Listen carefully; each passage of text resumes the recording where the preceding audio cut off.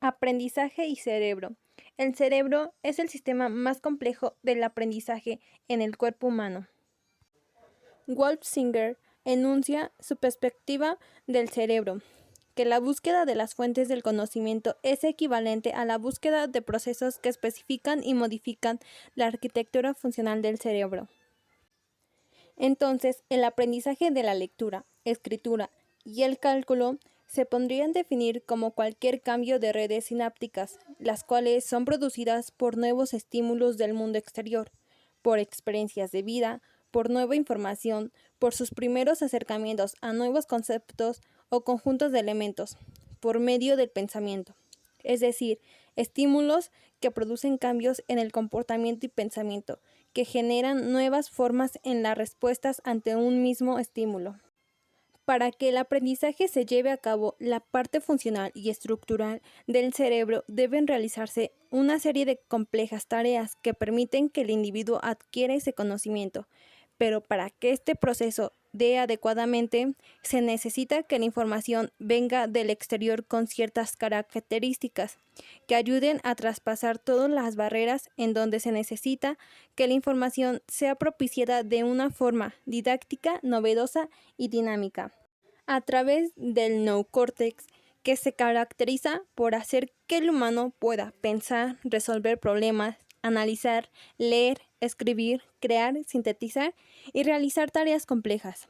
Se divide en dos hemisferios, el derecho e izquierdo, que están interconectados por el cuerpo calloso, y a su vez se dividen en 4 lóbulos. El lóbulo occipital se localiza en la parte inferior posterior del cerebro. A cada lado, a la altura de los oídos, se localizan los lóbulos temporales, y en la parte superior, el lóbulo parietal, y en la parte delantera, el lóbulo frontal. Cada lóbulo procesa su propia variedad de actividades y funciones cognitivas. La neurocorteza se convierte en el foco principal de atención en las lesiones que requieren generación o resolución de problemas, análisis y síntesis de información, del uso del razonamiento analógico y del pensamiento crítico y creativo.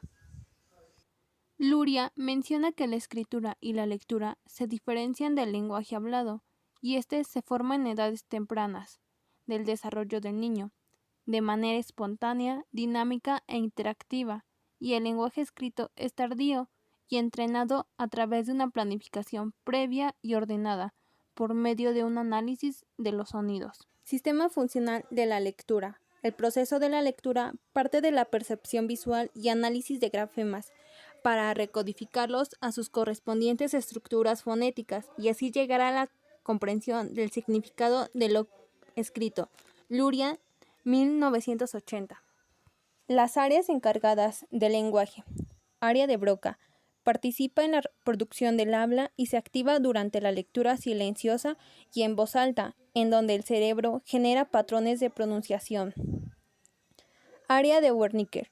Permite entender lo que leemos, es decir, descifra el código del alfabeto, traduce las letras en sonidos, proceso que se da en la lectura y escritura. Giro angular. Vínculo del habla con las palabras. Asocia las palabras con el mismo significado. Visualiza, almacena y recupera la palabra completa. Se presentan niveles anatómico, fisiológico, psicológico y lingüístico durante la lectura en voz alta. Sistema funcional de la escritura. La escritura es un proceso muy complejo, cuya estructura psicológica incluye una serie de eslabones, de los cuales ninguno puede estar funcionalmente afectado, sin que se vea afectado todo el sistema funcional, que sirve de base neurológica al acto de escribir. Las áreas implicadas. Lóbulo frontal. Funciones de razonamiento y abstracción de lo que se va a escribir. Lóbulo temporal. Discriminación gráfica fonológica. Lóbulo parietal. Coordinación óculo-manual. Y lóbulo occipital. Reconocimiento de las letras escritas.